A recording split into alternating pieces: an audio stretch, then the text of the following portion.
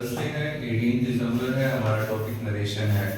Narration में हम जो टाइप कर रहे हैं वो exclamatory type of sentences. Yes sir. Exclamatory type of sentences में जो हमारे पास एग्जाम में सेंटेंस आएगा वो ही said, comma, inverted commas, hurrah, exclamation mark, I have won the match. इसको डायरेक्ट सेंटेंस कहते हैं। अब इसी डायरेक्ट नरेशन को हमें इनडायरेक्ट नरेशन में चेंज करना होता है। जब डायरेक्ट नरेशन को इनडायरेक्ट नरेशन में चेंज करते हैं तो कुछ बातों का ख्याल करना होता है। पहली चीज ये कि जब डायरेक्ट नरेशन में डायरेक्ट नरेशन से इनडायरेक्ट नरेशन में जाते हैं तो हम इसके हिस्से होते हैं सेंटेंस के डायरेक्ट नरेशन के। ये रिपोर्टिंग स्पीच कहलाता है, ये नरेशन, और ये जो इन्वर्टेड कॉमास के अंदर इंक्लोज होता है ये रिपोर्टेड स्पीच कहलाता है। तो डायरेक्ट से इनडायरेक्ट में जाएंगे तो सबसे पहली चीज रिपोर्टिंग स्पीच का वर्ब चेंज होता है या रिप्लेस होता है।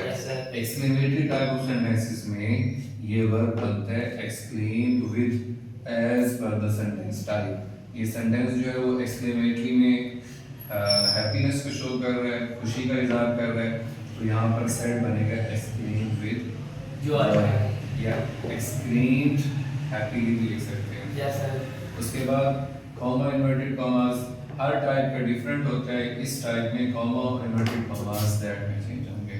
लिंकर भी कहते हैं इसको कि हम एक नरेशन को जब दूसरे नरेशन में चेंज करते हैं, यहाँ कॉमा इन्वर्टेड कॉमास की वजह से हमें लिंकर की जरूरत नहीं थी, लेकिन जैसे कॉमा इन्वर्टेड कॉमास खत्म करेंगे तो एक हिस्सा सेंटेंस का ये है, एक हिस्सा ये है, एक क्लॉज ये है, एक क्लॉज ये है, दोनों को जोड़ने के लिए हमें कोई ना कोई वर्ड चाहिए। इस सेंटेंस में वो दैट रहेगा। उसके बाद हमारे पास आ जाता है ये हुर्रे खत्म हो जाएगा जब हमने एक्सक्लेम्ड विद जॉय लिख दिया या एक्सक्लेम्ड हैप्पीली लिख दिया, तो हुर्रे का यानी जो हैप्पीनेस का इजहार करने वाला वर्ड है उसको हमने यहाँ पर लिख दिया है। असल में जो इनडायरेक्ट होता है उसका मतलब होता है कि सिंपल सेंटेंस। डायरेक्ट सेंटेंस के अंदर आपका एक्सक्लेमेटरी सेंटेंस हो सकता है, इंट्रोगेटिव सेंटेंस हो सकता है, ऑब्जेक्टिव हो सकता है, लेकिन जब इनडायरेक्ट बनाएंगे तो सबके सब सिंपल बनाने होते हैं। इसीलिए हम इसके जो है एक्सक्लेमेशन खत्म कर देंगे, हुर्रे की जगह हमने एक्सक्लेम्ड विद जॉय लिख दिया।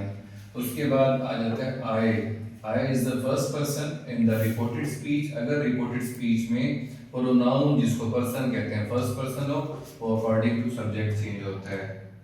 तो first person according to subject change किया, ये भी सब्जेक्टिव केस है, ये भी सब्जेक्टिव केस है, इसलिए आई सब्जेक्टिव केस के मुताबिक इसके सब्जेक्ट मुताबिक क्या बन जाएगा, ही बन जाएगा।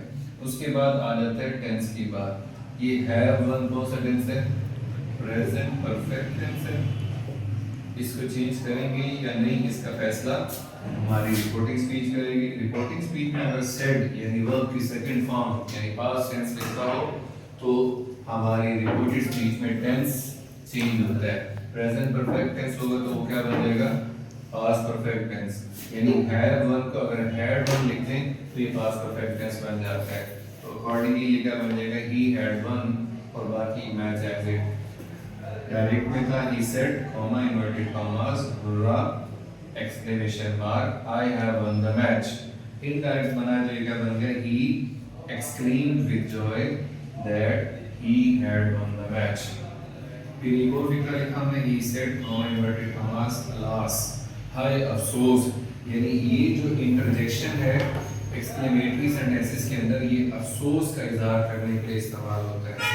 अफसोस का इजहार किया जा रहा है। आगे स्टेटमेंट भी यही बता रही है, we can not defeat our enemies. तो इस सेंटेंस के जब इनडायरेक्ट बनाएंगे तो सेड क्या बन जाएगा, एक्सक्लेम्ड विद सॉरो या एक्सक्लेम्ड सैडली भी लिखा जा सकता है जो आपकी न्यू बुक्स के अंदर आ रहा है। ठीक है, तो सेड बन गया एक्सक्लेम्ड विद सैडली। उसके बाद कॉमा, इन्वर्टेड कॉमास खत्म करेंगे तो उसकी जगह दैट आएगा, ये पहले भी बताया। उसके बाद आपके पास ये खत्म हो जाता है क्योंकि हमने इसको एक्सक्लेम्ड विद सैडली लिख दिया। आगे आ जाता है आपका सब्जेक्ट रिपोर्टेड स्पीच का जो कि लिखा है we is the first person as well. I earlier told you if there is the first person in your sentence what you need to do, you have to change the first person of reporting speech according to the subject of reporting speech. You need to change the first person of reported speech, like we भी first person है और भी first person है, they both will get changed according to the subject he of the reporting speech. अब यहाँ we जमा है, ही singular है, तो ही का जमा भी होता है, वो क्या होता है, वो दे होता है।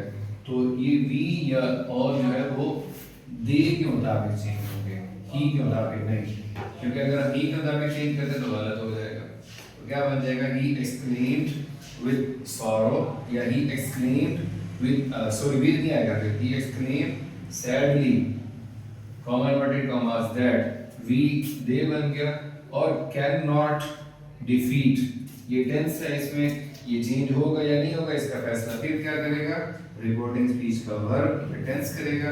रिपोर्टिंग स्पीच में टेंस कौन सा है, सेड लिखा हुआ है जो कि वर्ब की सेकंड फॉर्म है, इसका मतलब ये पास्ट टेंस है। When there is past tense in the reporting speech you need to change the tense in the reported speech. तो वो चेंज क्या होगा, यहाँ पर अगर प्रेजेंट टेंस होता तो पास्ट टेंस बन जाता है, ये मॉडल वर्ब है बड़े कैन नॉट, तो ये कुड नॉट में चेंज होता है, अगर यहाँ पर मे नॉट होता तो माइट नॉट में चेंज होता, विल शैल होता है तो वो वुड या शुड में चेंज होता है। उस सूरत में जब यहाँ पास्ट टेंस होगा, क्योंकि पास्ट टेंस है इसलिए चेंज करेंगे, ये बनेगा दे कुड नॉट डिफीट। अब जब हमने कैन नॉट को कुड नॉट लिख दिया, मजीद फॉर्म ऑफ वर्ब को चेंज करने की जरूरत नहीं होती, क्योंकि हेल्पिंग वर्ब या मॉडल वर्ब का चेंज होना टेंस का चेंज होने के लिए काफी होता है। मजीद इसमें जो है वो और को हमने देयर में चेंज किया, क्योंकि ये भी फर्स्ट पर्सन था जिसको हमने रिपोर्टिंग के सब्जेक्ट और सब्जेक्ट के प्लूरल के मुताबिक चेंज किया, इसलिए ये देयर बन गया। एनिमीज को चेंज करने की जरूरत नहीं है, सिर्फ प्रोनाउन चेंज होता है आपके रिपोर्टेड स्पीच में, या कोई सर्टेन वर्ड्स यानी कोई एडवर्ब दिया हुआ हो, जैसे टुडे आ जाता है जो दैट डे में चेंज होता है, या टुमारो आ जाता है जो नेक्स्ट डे में चेंज होता है, इसी तरह ऑलरेडी आ जाता है जो दैट टाइम में एट दैट टाइम में चेंज होता है, अगो आ जाता है जो बिफोर में चेंज होता है। तो ये चंद अल्फाज हैं, उनको सर्टेन वर्ड्स, ये वर्ड्स शोइंग नियरनेस कहा जाता है, ये चेंज होते हैं वर्ड्स शोइंग डिस्टेंस। ये थोड़ी सी चेंजेस हैं एक्सक्लेमेटरी टाइप ऑफ सेंटेंसेस के हवाले से। आखिरी टाइप मतलब एक्सक्लेमेशन के अंदर तीन तरह की फीलिंग्स होती है ना, feelings of happiness with these words, feeling of sorrow with these words, एक और आ जाता है वो होता है he said, comma inverted commas, what a beautiful painting, यहाँ तक भी लिख सकते हैं, या पेंटिंग के बाद it is, इस सेंटेंस को कहते हैं ऐसा सेंटेंस जो हैरत का इजहार करता है, वंडरनेस शो करता है। इस सेंटेंस को जब हम इनडायरेक्ट बनाते हैं थोड़ी बहुत चेंजिंग्स होती हैं जो डिफरेंट होती हैं दूसरे सेंटेंसेस से। उसमें क्या होता है, एक तो ये सेड क्या बनेगा, ही एक्सक्लेम्ड, आप रिस्पॉन्स कर सकते हैं, ही एक्सक्लेम्ड विद वंडर। उसके बाद कॉमा इन्वर्टेड कॉमास क्या बनेगा, दैट। इसके बाद बच्चा यहाँ से कंफ्यूज होता है कि ये व्हाट ब्यूटीफुल पेंटिंग इसको क्या करें। असल में एक्सक्लेमेटरी सेंटेंस होता है, और असल में एक्सक्लेमेटरी सेंटेंस हमें बचपन में पढ़ाया ही यही है। इनको तो हम समझते नहीं थे कि अलास या बुरे लिखा हो, तो ये हम तो कहते हैं इनके अंदर सिर्फ इंटरजेक्शन है, उसकी वजह से इनको एक्सक्लेमेटरी कहा जा रहा है। ये तो ओवरऑल पूरा सेंटेंस ही एक्सक्लेमेटरी है, हैरत का इज़हार कर रहा है। तो जो एक्सक्लेमेटरी सेंटेंस होता है उसकी बुनावट ही WH फैमिली से होती है, व्हाट से या हाउ से की जाती है, लेकिन WH फैमिली वर्ड का मतलब क्वेश्चन नहीं होता जब WH फैमिली वर्ड के बाद कोई एडजेक्टिव या कोई एडवर्ब लिखा हो।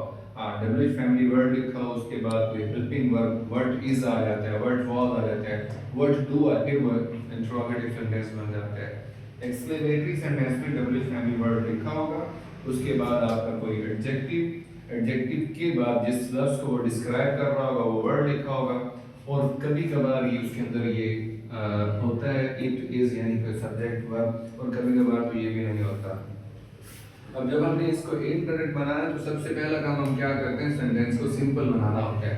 व्हाट अ ब्यूटीफुल पेंटिंग का तो इम्पैक्ट नहीं बनेगा ना, अगर मुझे इस सेंटेंस को सिंपल बनाना तो क्या करना होगा, मुझे ये जो एक्सक्लेमेशन शो करने वाला अल्फाज है इसको तो खत्म करना होगा, इसकी जरूरत नहीं है।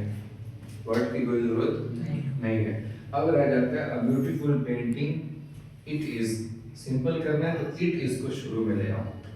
क्या करूंगा? It is a beautiful painting. अब ये सेंटेंस सिंपल हो गया। ये हिस्सा कहां पर लेके चला गया मैं? जैसे मैंने इसको इट इज ब्यूटीफुल पेंटिंग लिखा, अभी इसकी एक्सक्लेमेशन भी खत्म हो गई। अब ये सिंपल बन गया। अब सिंपल बन गया, अब इंडायरेक्ट बनाए।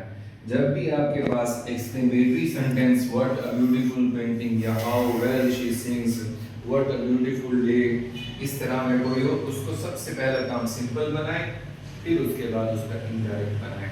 अब सिंपल बन गया, ये इंडायरेक्ट बनाएंगे।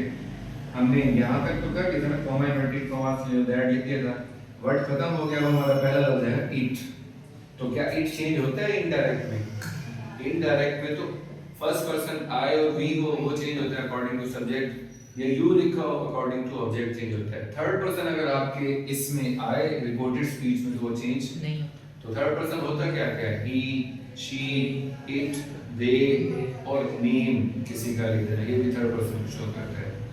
तो इट थर्ड पर्सन इसलिए चेंज नहीं होगा, एज इट लिख दिया। उसके बाद इज चेंज होगा या नहीं होगा? होगा। क्यों होगा? एज अर्लियर टोल्ड यू कि अगर आपकी रिपोर्टिंग स्पीच में पास्ट टेंस हो, सेड पास्ट टेंस को शो करते हैं, तो इसकी वजह से आपकी रिपोर्टेड स्पीच में टेंस चेंज होगा। वो किस तरह से? Present indefinite tense, past indefinite tense में प्रेजेंट सिंपल, पास्ट सिंपल में प्रेजेंट कंटीन्यूअस, पास्ट कंटीन्यूअस में present perfect, past perfect tense में, और पास्ट इंडेफिनिट टेंस भी पास्ट परफेक्ट टेंस में चेंज होता है। और लास्ट बट नॉट लीस्ट की जो मॉडल वर्ब आ जाते हैं आपके कैन, कुड में, मे, माइट में, और विल, शैल, वुड में चेंज होता है। This is the last one about this. तो इसलिए यहाँ पर इट के बाद जो इज है, बन जाएगा वाज बन जाएगा, इट वाज। इसके बाद और तो कोई चीज चेंज करने की जरूरत नहीं है। अ ब्यूटीफुल पेंटिंग क्या बन जाएगा? अ ब्यूटीफुल पेंटिंग। और इसके बाद जो आपका ये एक्सक्लेमेशन मार्क है, ये खत्म हो चुका है, फुल स्टॉप लगाएंगे। इट इज हम पहले वहां लिख चुके हैं, सेंटेंस कंप्लीट है। इस सेंटेंस के ऊपर बच्चा थोड़ा सा कंफ्यूज होता है। एक और सेंटेंस भी है वुड दैट वाला, उस पे भी अक्सर बच्चे कम कंफ्यूज होते हैं। आज के लिए बस यही टॉपिक है, एक्सक्लेमेटरी सेंटेंसेस। बाकी इंशाल्लाह, थैंक यू, अल्लाह हाफिज़।